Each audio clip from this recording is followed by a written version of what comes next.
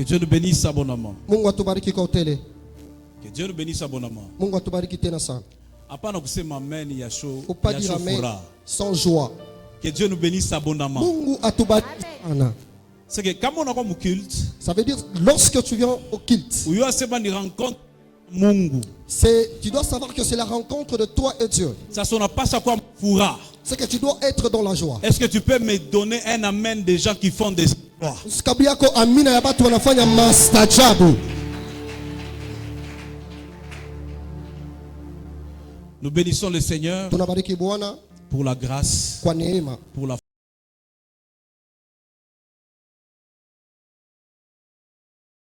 na tunabariki mchungaji. merci pour la confiance. Asante kwa kitumaini. Merci de nous inviter chaque fois. Kwa kutuita kila mara. Comme papa a dit, ici c'est à la maison. Paka vile mzazi alisema huku ni nyumba. J'étais en train de dire ici c'est à la maison. Nilikuwa nasema ni kunyumba. Apparemment il n'y a pas mes frères ici. Hakuna banduku hapa. J'ai dit ici c'est à la maison. Nasema huku ni nyumbani kwetu. C'est que vous ne voulez ou pas, je vais venir. Sema mupende mimi takuya. Je viens quand je veux. Même si vous ne voulez pas. Est-ce qu'on peut m'encourager par un amen?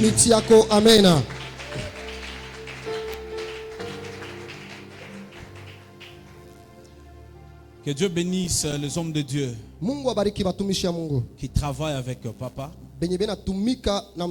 En tout cas, depuis que j'étais venu pour la première fois en ces lieux, je vois qu'il y a toujours de l'excellence. Je dis, je vois toujours qu'il y a de l'excellence. J'ai l'impression que l'Église est en train de subir ce qu'avec Dieu nous ferons des exploits. En tout cas, que Dieu vous bénisse, papa, du travail que vous accomplissez. Que Dieu bénisse aussi tous les hommes de Dieu qui travaillent dans le collège. Est-ce qu'on peut les encourager aussi par les acclamations?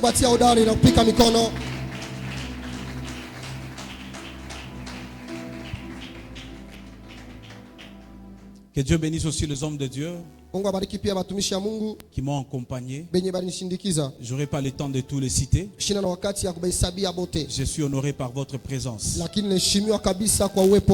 Que Dieu récompense votre humilité.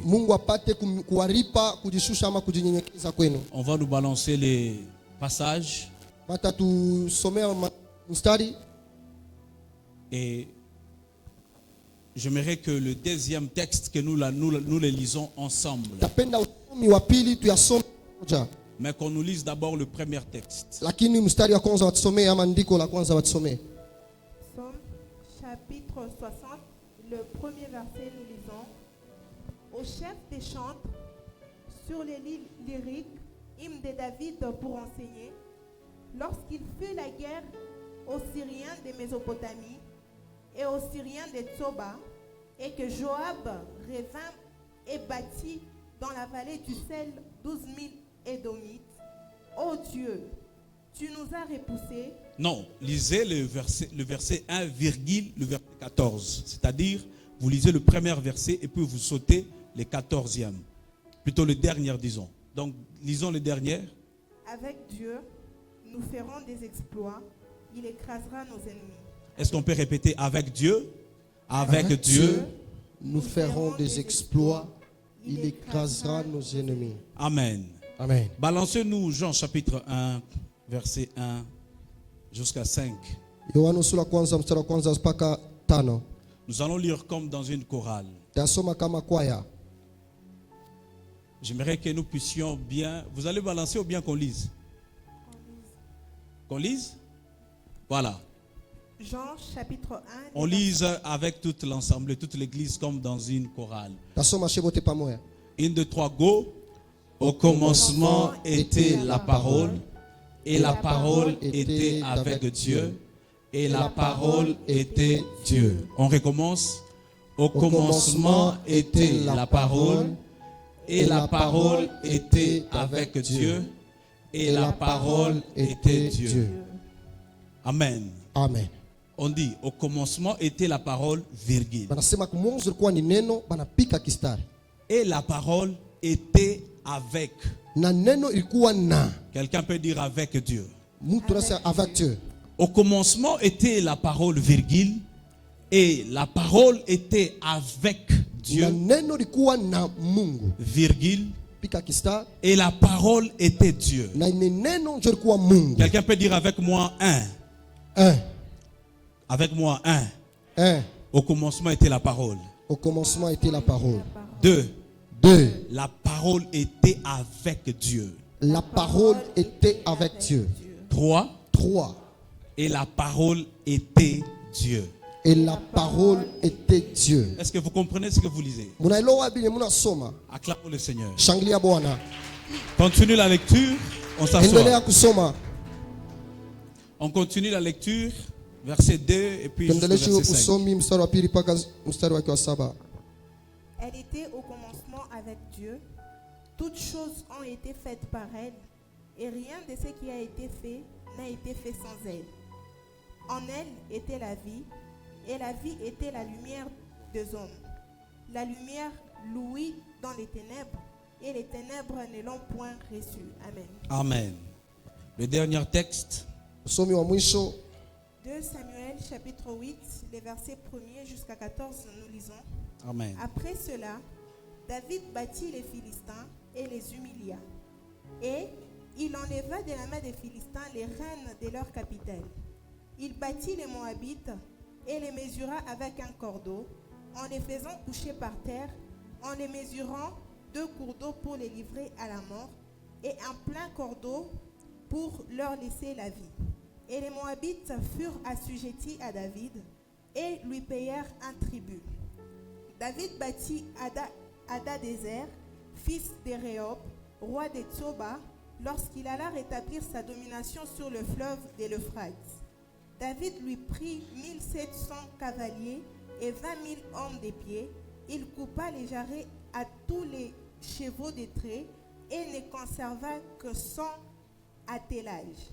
Les Syriens de Damas vinrent au secours d'Hadadézer, roi des Tsoba, et David bâtit 22 000 Syriens. David mit des garnisons dans la Syrie de Damas, et les Syriens furent assujettis à David et lui payèrent un tribut. L'Éternel protégeait David partout où il allait. Et David prit les boucliers d'or qu'avaient les serviteurs d'Hadadézer et les apporta à Jérusalem. Le roi David prit encore une grande quantité de reins à Bethach et à Bérotaï, ville d'Hadadézer. Toi, roi d'Hamath, apprit que David avait battu toute l'armée d'Hadadézer et lui envoya Joram, son fils, vers le roi David pour les saluer et pour les féliciter d'avoir attaqué Hadadézer et de l'avoir battu. Car Toi était en guerre avec Hadadézer. Roham apporta des vases d'argent, des vases d'or et des vases d'airain. Le roi David les consacra à l'Éternel, comme il avait déjà consacré l'argent et l'or pris sur toutes les nations qu'il avait vaincues, sur la Syrie, sur Moab, sur les fils d'Ammon, sur les Philistins, sur Amalek et sur les butins d'Hadadézer, fils d'Éréob, roi des Tsoba. Au retour de sa victoire sur les Syriens, David se fit encore un nom. Quelqu'un peut dire David se fit un nom. David se fit un nom. Come on. En battant dans la vallée du sel 18 000 Édomites, il mit des garnisons dans Édom, il mit des garnisons dans tout Édom, et tout Édom fut assujetti à David. L'Éternel protégeait David partout où il allait. Est-ce qu'on peut acclamer le Seigneur, le roi des rois? Est-ce que quelqu'un peut acclamer le Seigneur, le roi des rois? Ta manière d'acclamer m'étonne. Est-ce que quelqu'un peut pousser des cris de joie pour Jésus?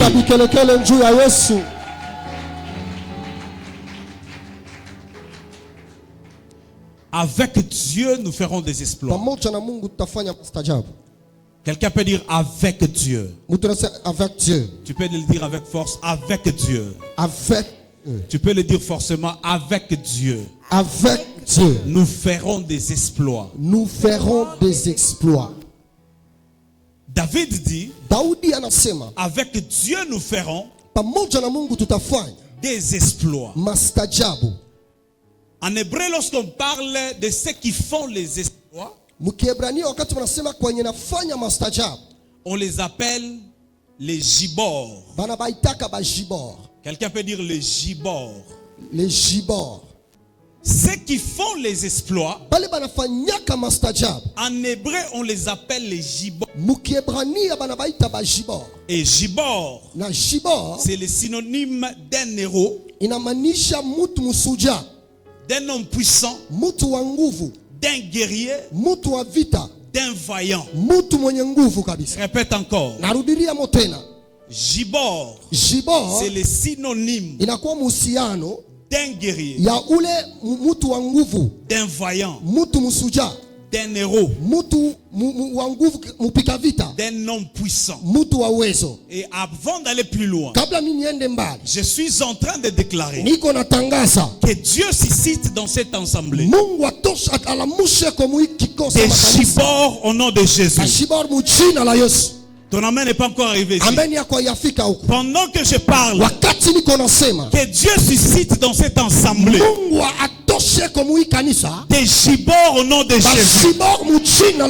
Je suis en train de vous annoncer, le temps est arrivé. Nous sommes une génération des gibords. Gibor vient de El Gibor. El Gibor veut dire Dieu puissant. Dieu est en train de susciter une armée des hommes et des femmes qui seront des hommes puissants, des guerriers, des vaillants, des hommes forts. Et à partir de maintenant, ton nom sera Gibor au nom de Jésus. Je dis à partir de maintenant, ton nom sera Gibor au nom de Jésus. Le Dieu puissant que les hommes ne voient pas, les verront par toi au nom de Jésus. Ton amen n'est pas encore arrivé ici. Le Dieu Gibor, le Dieu puissant qu'on n'arrive pas à voir désormais, à partir de maintenant, on verra Dieu par toi au nom de Jésus de Nazareth. Oh, que Dieu suscite dans ABC des gibords au nom de Jésus. Ton amen n'est pas encore arrivé ici. Je dis que Dieu suscite des gibords. Que Dieu suscite des gibords. Des hommes puissants. Des hommes forts. Toi, tu ne seras pas vaincu. Parce que tu es un gibor. Toi, tu ne seras pas à terre. Parce que tu es un gibor. Toi, tu ne seras pas vaincu. Je suis en train de parler à la vie de quelqu'un. Ce matin, tu es un gibor. Au nom de Jésus. Maman, sois un gibor dans ta famille au nom de Jésus. Mon frère, sois un gibor dans ta famille au nom de Jésus. Alors, quand Dieu parcourt la Bible, il rencontre quelques gibords.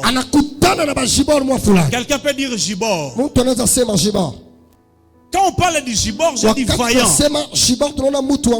Il rencontre un gibor. La Bible déclare qu'il a rencontré Gédéon pendant qu'il était en train de travailler.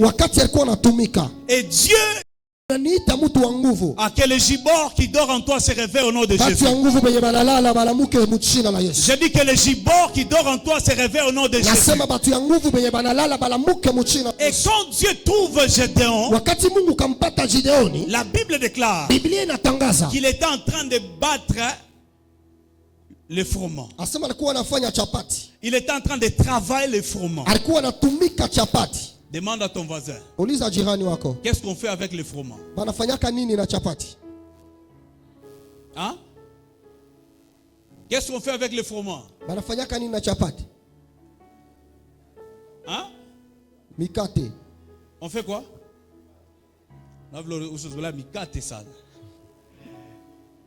Voilà. Avec le froment, on peut produire beaucoup de choses.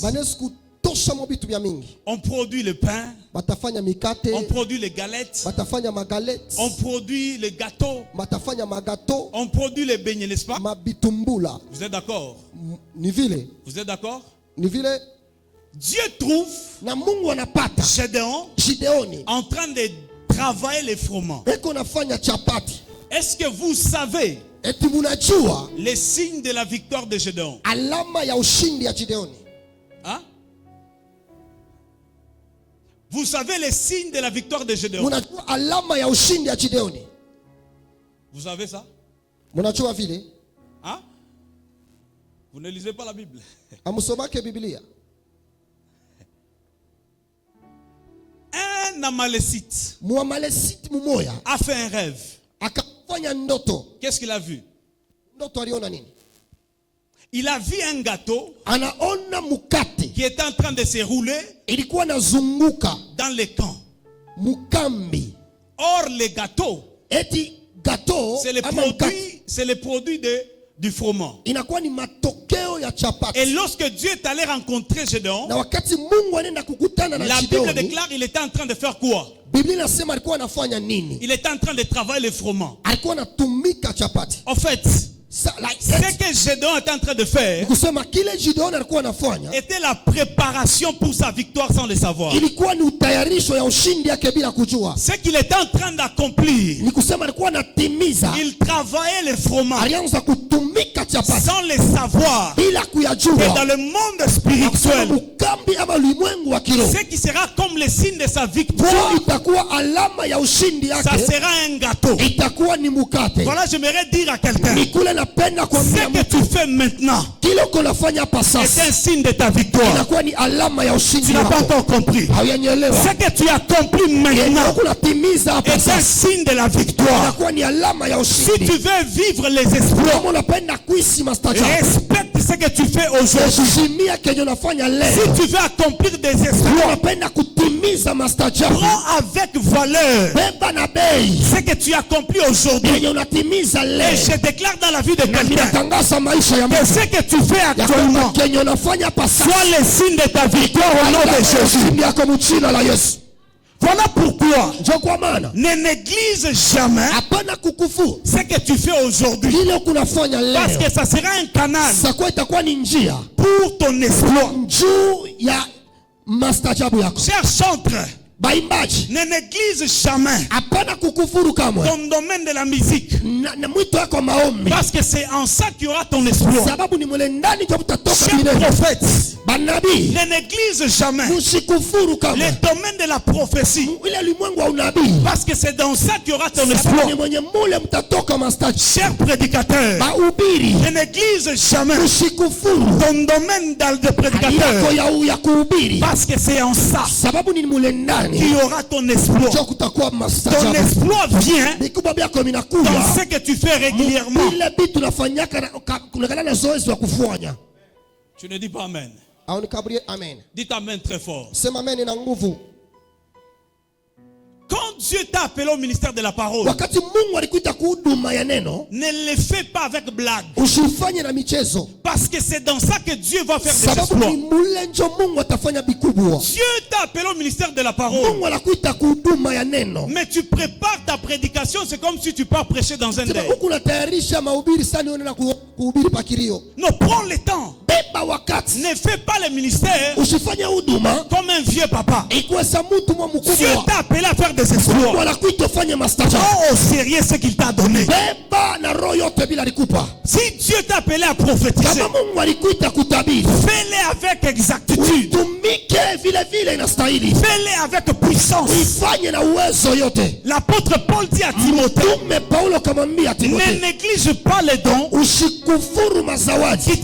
qui t'a été donné par imposition de main. Si Dieu t'a appelé à la musique, donne-toi, parce que c'est dans ça qu'il y aura ton exploit. Je lève ma main droite au nom de Jésus. Que Dieu fasse des exploits dans les domaines qu'il t'a appelé au nom de Jésus.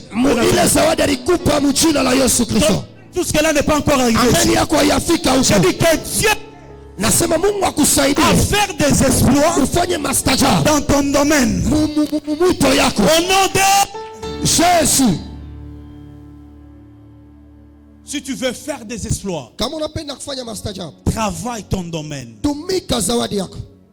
Dada. Dieu t'a appelé à la musique. Mais on a l'offre de répétition. Tu t'absentes à la répétition. Dieu t'a appelé à la prédication. Mais on a rarement. Mais tu lis rarement. Qu'est-ce que tu feras des exploits?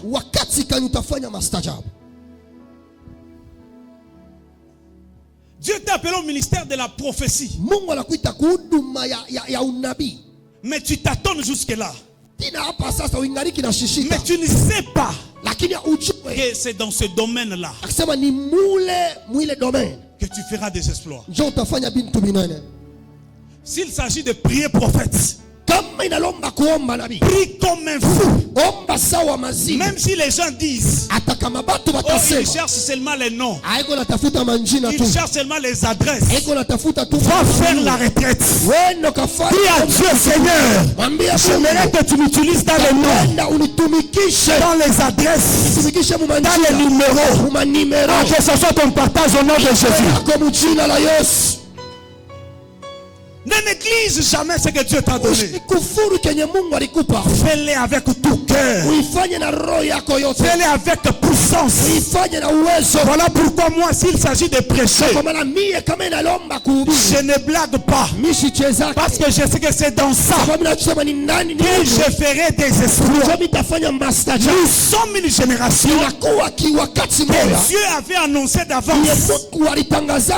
Il a dit dans les derniers jours, je répandrai mon esprit. Vos fils prophétiseront.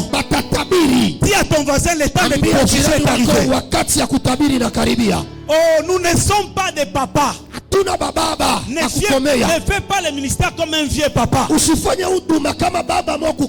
chante pas comme une vieille maman. Ne modère pas comme un vieux papa. Nous sommes de la génération Joël. J'ai dit nous sommes de la génération Joël. Les hommes qui doivent bouger le monde. Les hommes qui doivent influencer le monde. Nous devons être des vieux enflammés par l'esprit. Pendant que je parle, je suis en train de déclarer que Dieu te touche. Celui que Dieu te touche. Celui que Dieu te touche. Sois une femme embrasée. Sois un homme embrasé. Sois un homme spirituel. Au nom de Jésus. Demande à ton voisin, quels sont les exploits que tu fais? Écoutez-moi, tu ne peux pas avoir le Saint-Esprit, mais tu ne fais pas des exploits. Oh, l'église, c'est la parole. L'église, ce n'est pas la parole. L'église, c'est la parole et la puissance. Les jeunes ne sont pas là. L'église, c'est la parole et la puissance. L'apôtre Paul dit, ma prédication n'est pas basée sur les discours persuasifs. Le temps est arrivé. Va guérir les malades. Va ressusciter les morts. Va purifier les plaies. J'ai dit, je vais faire de grandes choses. Au nom de Jésus. Dans Acte 4, la Bible déclare, savez-vous comment Dieu a loin des forces Jésus qui allait de lieu en lieu, faisant du bien, guérissant, délivrant tout ce qui était sous l'emprise du malin. L'Esprit de l'Éternel est sur moi, parce que Dieu m'a oint pour annoncer une bonne nouvelle, libérer les opprimés. La Bible déclare, voici je vous ai donné la puissance de marcher. Toi tu es un jeune, tu es appelé à de grandes choses. Toi tu es un jeune, tu es appelé à de grandes choses. Ta façon, tu me donnes la même méthode. Ah, que Dieu élève dans cette église des hommes qui vont prendre Colosie. Que Dieu élève dans cette église des hommes qui vont bouger cette ville. Au nom de Jésus. Papa Daniel, le temps est arrivé. Quand tu l'as doit embraser Colosie. Oh, ABC, vous êtes là. ABC, vous êtes là. Est-ce qu'il y a des jeunes en ce lieu? Je n'ai pas. On va me faire ça.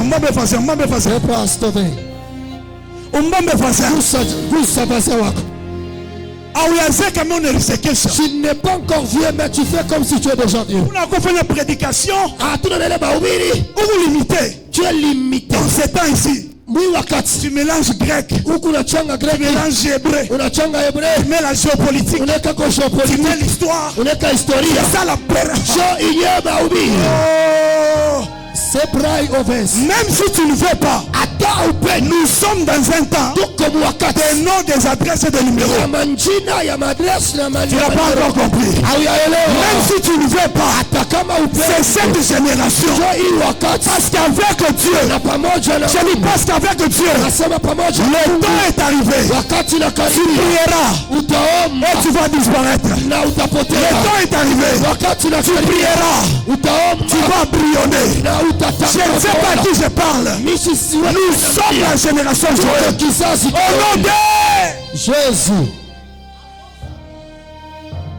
Nous refusons une église froide. Dans une église, il y a des jeunes. Il n'y a même pas les langues. Ça, c'est quoi ça? Vous devez arrêter d'être une église. Soyez une ONG. Parce que là où il y a le Saint-Esprit, il y a le récotos. Yes. Quelqu'un peut dire amen. Tu peux te rasseoir. Il faisait le froment.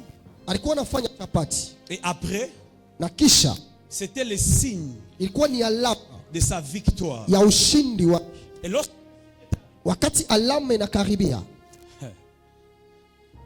le signe est arrivé, cet homme dit: je fais un rêve. Je vois dans les rêves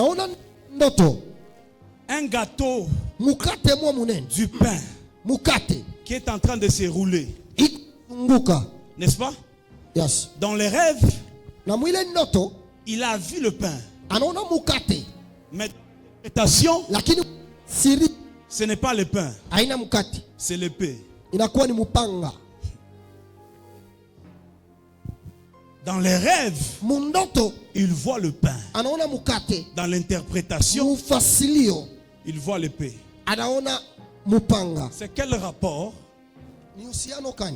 entre le pain et l'épée?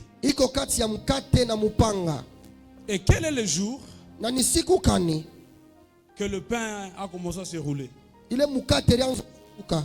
En fait, si on qu'il voit, il voit la victoire que Dieu allait accomplir à celui qu'on a pain du ciel. Parce que le véritable pain qui roule, c'est Christ. Parce que Christ est lui-même le pain et lui-même l'épée. En autre terme, ce que Gédéon est en train de faire, c'était une avance par rapport à l'exploit que Dieu allait accomplir par la venue du Messie. Le Messie, il avait une destinée du pain. Parce qu'il devait se rouler dans les camps du monde des ténèbres pour nous donner la victoire. C'est ainsi que le Messie pas né à Jérusalem, n'est pas né à Nazareth. Il est né à Bethléem, qui veut dire maison de pain. Parce qu'il avait les rôles dans les roulés, dans les camps de l'ennemi. Et je déclare ce matin, et Jésus-Christ commence à marcher dans le monde des ténèbres. Là où on a fait des plans, là où on fait des réunions, je vois Jésus marcher au nom de Jésus. Je vois Jésus marcher au nom de Jésus. Là où on cite ton nom, là où on cite ton mari, c'est là que Jésus va marcher. Au nom de Jésus-Christ. Il voit le pain, on interprète le pain. Parce que le pain, c'est la grâce. Le pain, c'est le jugement. Parce que dans la première venue de Christ, comme le pain, dans sa seconde venue, il ne viendra pas comme le pain, il viendra comme le pain. Et tout ça là, c'est Gédéon. Dieu est en train de susciter une génération de jeunes qui vont poser des actes où leur compréhension, ça sera plus tard. J'ai dit, Dieu des personnes, oh cher prophète, des prophéties, même après 100 ans, on va lire ça, on va dire ça. C'est le prophète Jephthé qui avait dit ça. C'est le prophète Jéribal qui avait annoncé. Je suis en train de voir une génération de jeunes qui vont faire des espoirs. Dans leur impact, ils sont même dans les siècles à venir. De la même manière, on parle d'Aïdi Nabala, on parle d'Osborne, on parle de grands hommes. De la même manière, les générations futures parleront de toi. C'est comme si je parle aux musulmans. C'est comme si je parle aux musulmans. C'est à toi que je parle. C'est à toi que je parle. Tu ne passeras pas inaperçu. Tu ne passeras pas inaperçu. Tu seras mort. Tes œuvres seront citées. Prophète Jéribal, l'un des livres qu'on n'a pas conclu, c'est les actes des apôtres. Parce que jusqu'à présent, il y a des hommes de l'église ABC qui doivent aussi accomplir des exploits avec Dieu. La liste n'a pas encore fini. Je dis, la liste n'a pas encore fini. On parle de Joël Francis, on parle de Marcelo, on parle de ces grands hommes. Ton temps est en train d'arriver. Et toi, je suis venu introduire une jeune génération des hommes qui vont faire avec Dieu. Quelqu'un peut dire avec Dieu.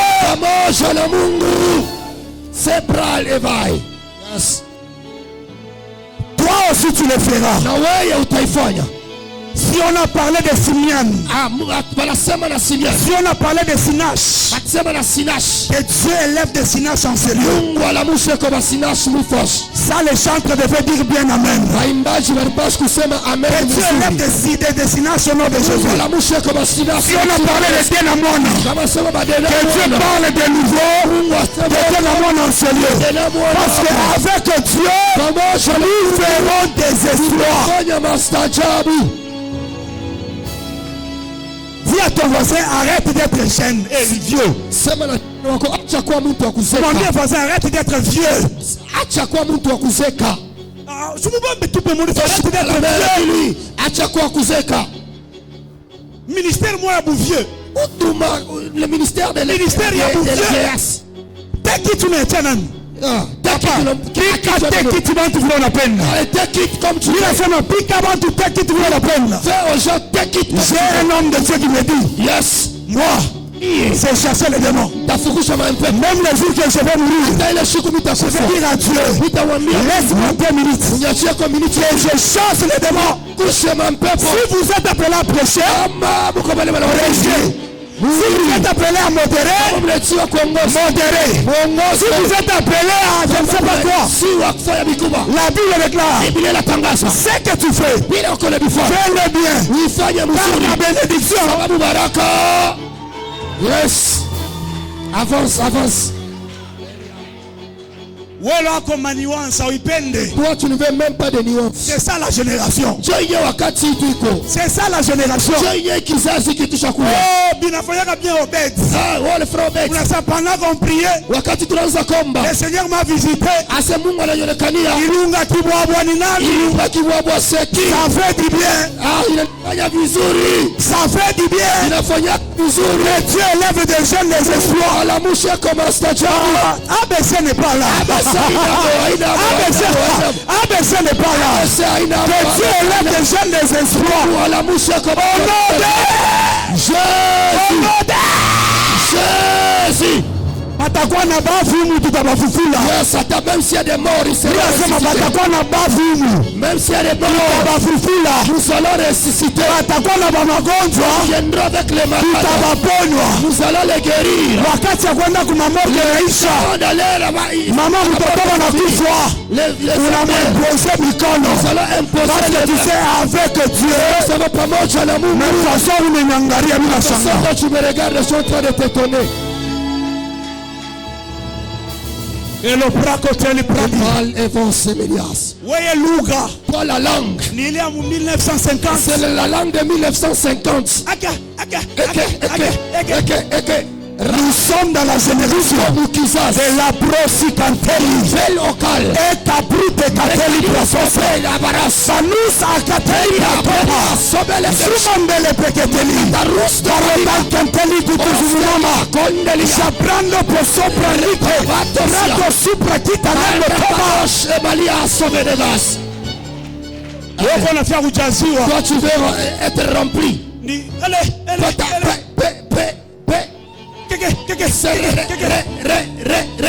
Après, Kisha, mi Mungu, je vois, je suis au milieu de vous, ni mie Mungu. Unabeba na kiti. Tu prends même la chaise. Tu es posé. Maman, je vois votre avenir. Lorsque tu descends, il y a un cordonnier. Lorsque tu descends un peu, il y a la les gens ne sont pas là. Que ça soit votre partage. Yes. Amen. Que ce soit votre partage. Nous ne prions pas à toi, un Dieu qui t'attend. Nous ne prions pas à toi, un Dieu qui voit flou, qui doit vous voir. Puisque les magiciens sont les prophètes qui ont le Saint-Esprit, qui ont aussi l'esprit des prophètes. Donc vous devez bien voir que Dieu fasse des exploits. Je dis que Dieu fasse des exploits pour vous. Au nom de Jésus. C'est ça. Moi, écoute que écoute. Je vais influencer ma génération. T'influencer génération yangu. Amen. Que tu fais. Que vous ne voulez pas. Acclamons le Seigneur. Shanglia Bwana.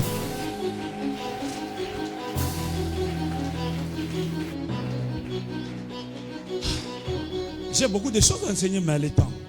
Maintenant,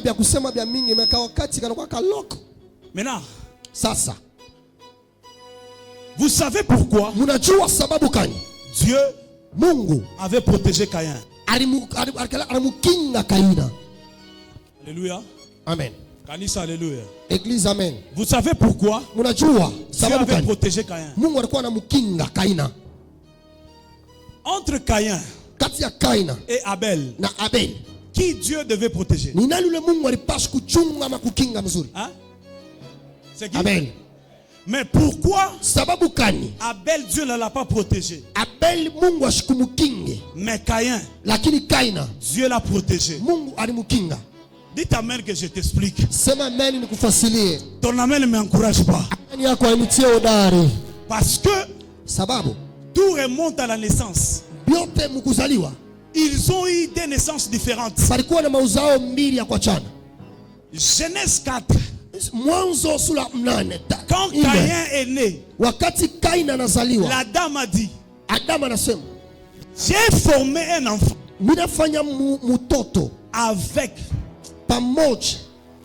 avec l'aide de l'Éternel. Une autre version dit avec les secours. C'est-à-dire quoi? Même si quelqu'un est mauvais, comme sa naissance, il y avait une participation de Dieu. Même s'il fait les mauvaises choses, Dieu ne le condamne pas. Parce qu'il est le résultat d'un exploit. Il est né par l'aide de Dieu. Tout ce que tu fais avec Dieu, personne n'a le droit de le toucher. J'ai dit tout ce que tu fais sur la terre avec l'Éternel, personne n'a le droit de le toucher. Même si ton mari est mauvais, mais si vous êtes marié avec l'Éternel, le problème c'est quoi? Ne me jugez pas par rapport à mes caractères, ne jugez pas ma vie par rapport à moi. Demandez-moi ma vie, je la fais avec qui? Si je fais avec, je dis si je fais avec, je suis très dangereux. Voilà pourquoi je dis à quelqu'un, personne ne te touchera au nom de Jésus. Je dis personne ne te touchera au nom de Jésus. Je dis personne ne te touchera au nom de Jésus. Personne n'a le droit. Parce que ton travail c'est avec, personne n'a le droit. Parce que ton mariage c'est avec, personne n'a le droit. Que tes études, parce que toi et tes études c'est avec, personne n'a le droit de t'enlever ce que Dieu t'a donné. Parce que toi c'est avec. Je ne suis pas seul. Je ne le fais pas par moi-même. Je le fais avec quelqu'un. Mais avec là, c'est Dieu. Voilà pourquoi soyez très souple de combattre quelqu'un qui fait quelque chose avec Dieu.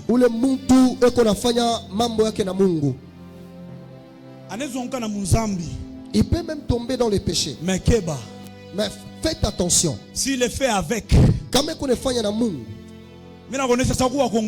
je te dis, tu dois craindre. C'est-à-dire que ils doivent te craindre. Ceux qui doivent te craindre. Si ta belle famille est en train de te combattre, tu n'es pas seul. Tu es avec. J'ai dit tu es avec. J'ai dit tu es avec. Que Dieu ne t'abandonne pas au nom de Jésus. Écoutez maintenant. Jean chapitre 1. Verset 1. La Bible déclare. Au commencement était la parole. Et la parole de était avec Dieu. Et 3. La parole était Dieu. Quand tu lis cette écriture comme un vieux papa, tu verras autre chose. Mais quand tu es de la génération Joël, tu verras aussi autre chose. On dit au commencement était la parole. La parole était avec Dieu. Et 3, la parole était Dieu. Cette écriture, c'est une prophétie du parcours du Messie.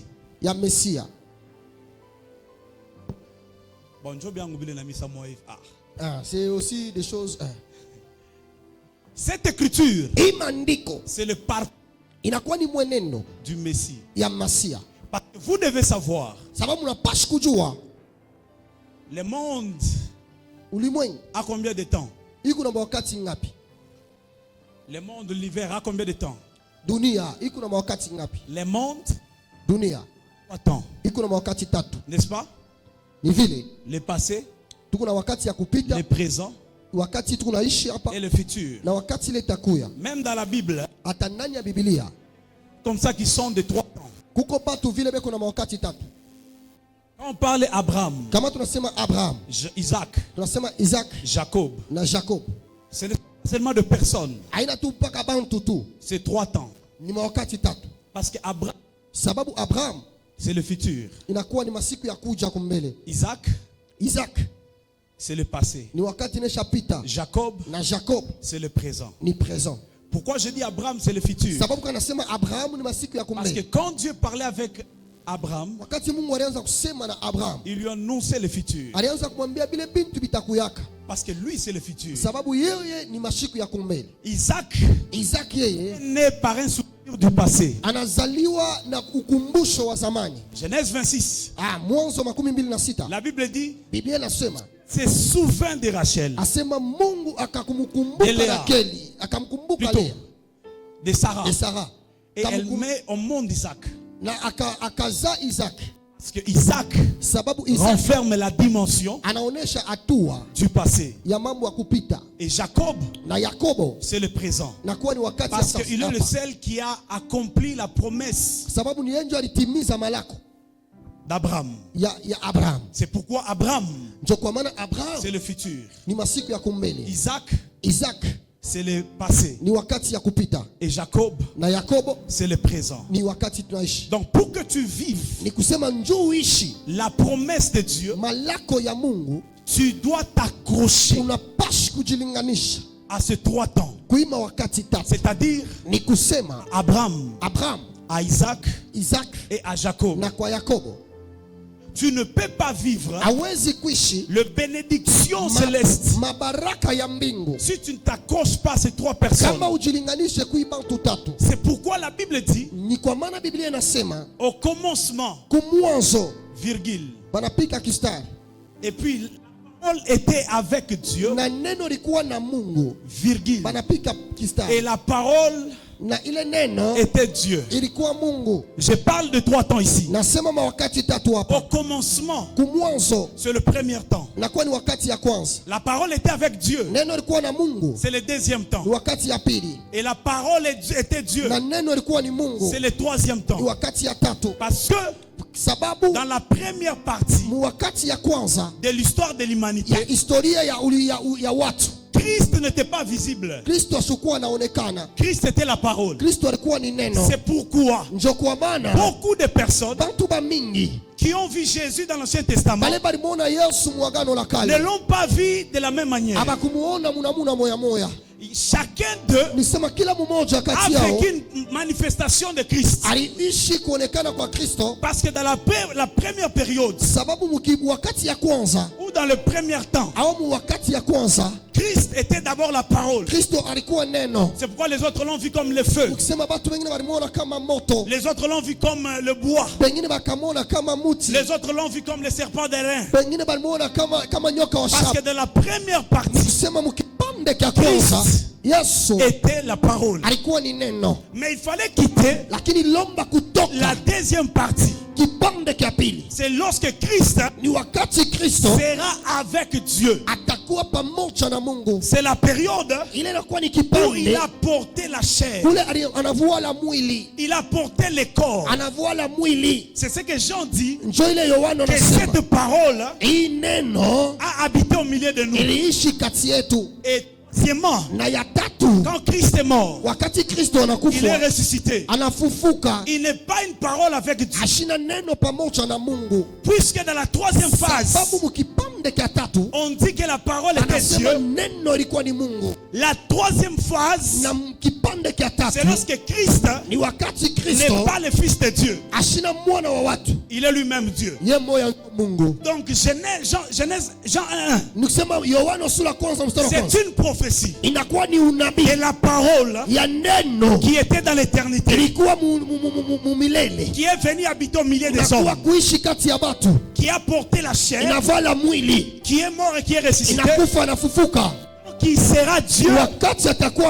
Donc allez dire aux musulmans, le Dieu que nous allons prier dans l'éternité, c'est Jésus.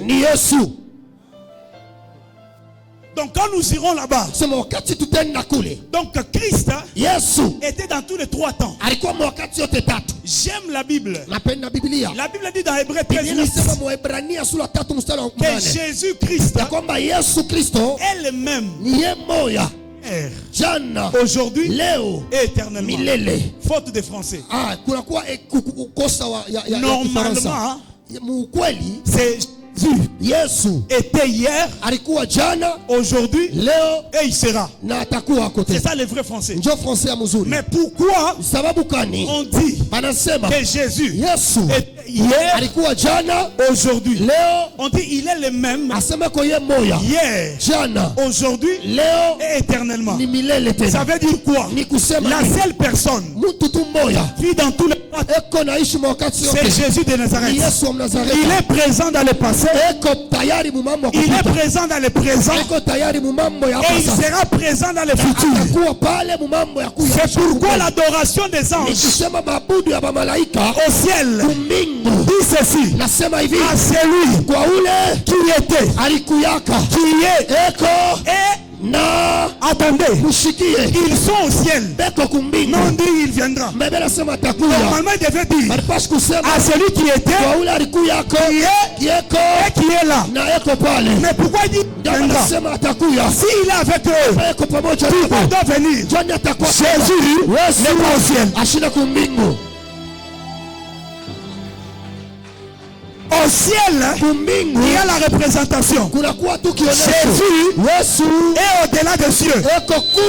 Éphésiens chapitre 4. La Bible déclare, celui qui est descendu, c'est le même qui est monté. Et il est passé, il est allé au-delà des cieux. Voilà pourquoi quand les anges l'adorent, ils disent qu'il viendra. Parce qu'il n'est pas au ciel. L'église n'est pas le ciel qui attendent le retour de Jésus.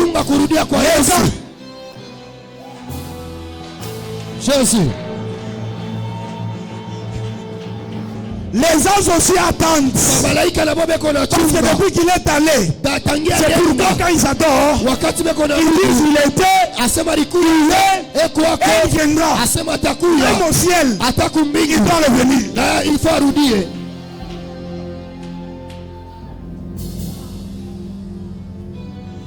Est-ce que ça va? Est-ce que ça va? Il est le seul qui est dans tous les 3 temps. Il est le seul. Et puis qu'est-ce qu'ils disent? Je vous pose la question. Quand est-ce que le passé de Jésus a commencé? Hein? Le passé de Jésus, on sait dans l'ancien. Le passé de Jésus a commencé à la croix.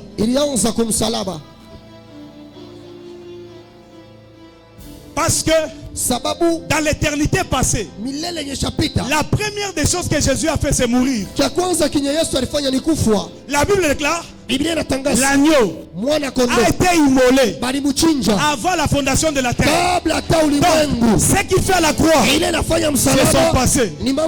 Voilà pourquoi, quand il apparaît à Jean, il dit, j'étais mort, je suis vivant. Parce que son passé a commencé à la croix. C'est ainsi que l'Ancien Testament, c'est le futur de Jésus. Les évangiles, c'est le présent de Jésus. C'est le passé de Jésus. L'Apocalypse, c'est le présent de Jésus. Bon. Acclame le Seigneur, acclame le Seigneur. Munabichoka. Vous êtes fatigué. Bon, tu n'es chiant pas. Bon, vous êtes fatigué. On finit par là. On finit par là. Le Seigneur. Que Jésus soit ton exploit. Que Jésus soit ton exploit. Pour conclure, quand David dit, Jésus avec Dieu, nous ferons des exploits. Quand il parle, il parlait de la victoire qu'il avait sur 7 nations. Je vous pose la question. Quel a été le plus grand exploit de David?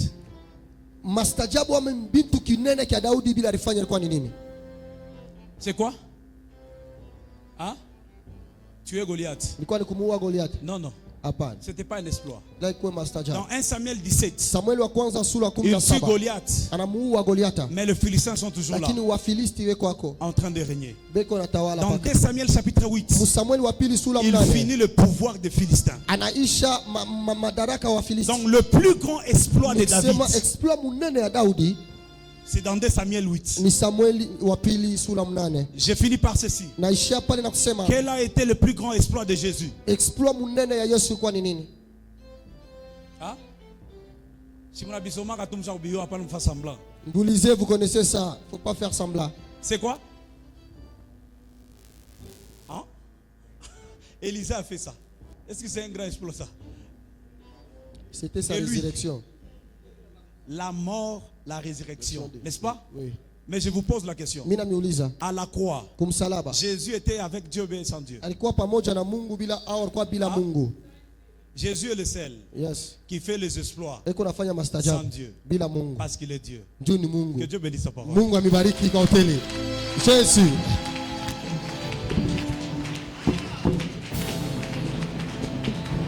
Tu peux te tenir debout.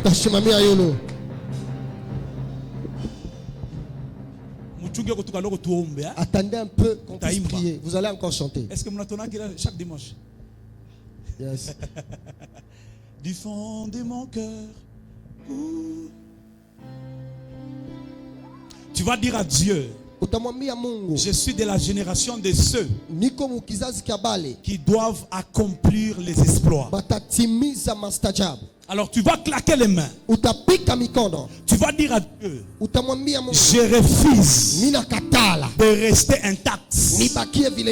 Je refuse de rester comme ça. Je refuse de ne plus accomplir des exploits. Commence à prier, commence à prier, commence à prier, commence à prier. Commence à prier, commence à prier, commence à prier. Commence à prier, commence à prier, commence à prier. Commence à prier.